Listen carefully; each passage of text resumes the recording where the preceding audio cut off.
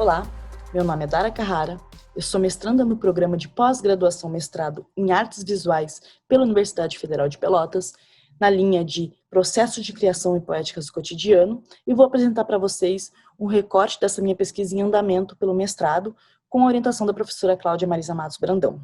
Bom, então esse recorte se intitula Desconstrução de Imaginários através da Arte, Corpo Gordo em Foco.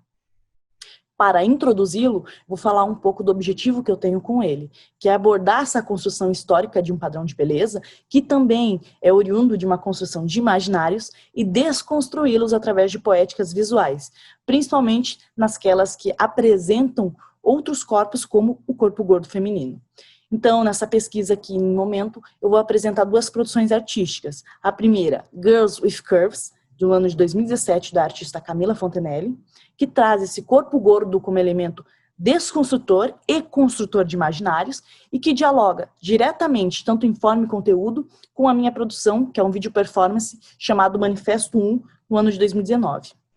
Que se trata de uma proposta poética política com esses enfoques nos atravessamentos subjetivos, em eu ser mulher, gorda e lésbica. Então, tudo isso também faz parte e é vinculado ao grupo de pesquisa que eu participo, que é o grupo Photography. Como metodologia, eu vou utilizar a análise dos simbolismos manifestados nas imagens, ou seja, o que esses simbolismos nos comunicam. E com isso eu vou falar também muito de corpo, e essas compreensões diversas e históricas a partir do imaginário masculino acerca do belo, que constrói o que é um corpo. Bom, as noções de imaginários vão estar comigo nesse trabalho do início ao fim. No momento eu vou utilizar uma Fezoli, que fala sobre essa relação entre as intimações objetivas e as subjetividades, que dão sentido às imagens e que assim ativam esse processo de simbolização. Mas para falar dessa simbolização é importante falar de símbolo, então eu recorri a Dirhan. O símbolo é, pois, uma representação que faz aparecer um sentido secreto. É a epifania de um mistério. Com isso, já conseguimos compreender inicialmente que os padrões de beleza nada mais é do que representações simbólicas da mentalidade de uma época. E isso quer dizer que um padrão de beleza também significa um simbolismo das manifestações desses valores sociais. Então a gente pode ver que na história da arte, em todo o seu início ao fim até hoje, conseguimos uma narrativa do que foi, e muitas vezes ainda do que é belo e, portanto, feio. Então, esses imaginários subjetivos e sociais são contaminados. Bom, vou falar um pouco do meu embasamento teórico. Para falar das teorias imaginários, eu vou utilizar, como eu disse anteriormente, Dirhan e Fezoli. Para falar dessas produções artísticas que irei analisar, e analisei, enquanto ações micropolíticas, eu vou falar um pouco, então, com Guattari e com Sueli Ronick. Bom, então definir um padrão de beleza também definir um corpo que é aceito e que logo um corpo também que é rejeitado. Na Europa, em meados do século XX, já com o sistema capitalista, começou esse estímulo das criações de cosméticos, remédios e produtos afins, porque naquela época a velhice era algo considerado prejudicial à saúde, então essa ideia de rejuvenescimento ganhou força.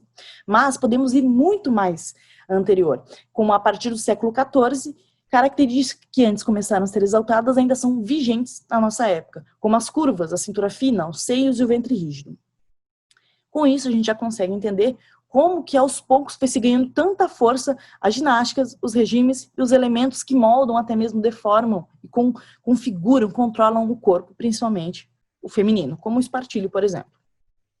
No Brasil, tem uma característica em específico, que é visando o controle do corpo feminino e o consumo desse povo, né, desses corpos femininos, com o estímulo disfarçado à saúde. Ou seja, essa preocupação com o peso que nada mais é um estímulo para consumir.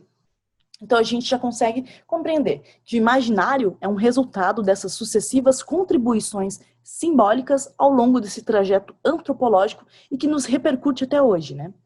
Por isso eu vou pela linha da pesquisa em artes, que é um campo passível para essa desconstrução, porque é potente em romper esses paradigmas e logo renovar esses imaginários, tanto sociais como subjetivos. Principalmente quando a gente fala de arte contemporânea. Identifica esses problemas cotidianos e traz visibilização de pluralidade, ou seja, abrange, inclui outros corpos, culturas e identidades.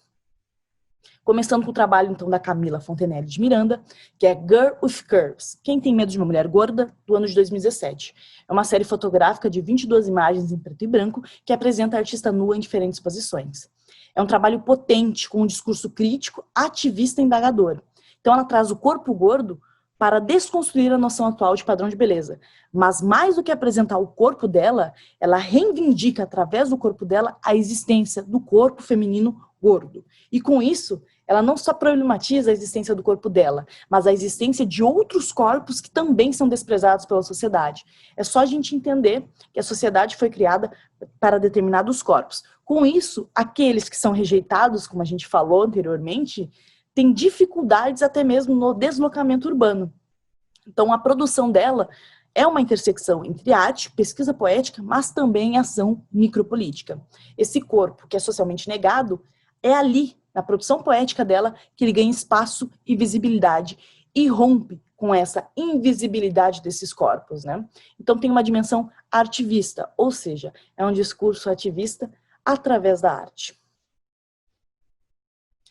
E em diálogo direto com a produção da minha autoria, que é o Manifesto 1, do ano de 2019, que é um vídeo performance, não foi inspirado na produção de Camila, o qual eu conheci dias antes de produzir o artigo, mas tem tudo a ver e falam algumas questões que se repetem, né?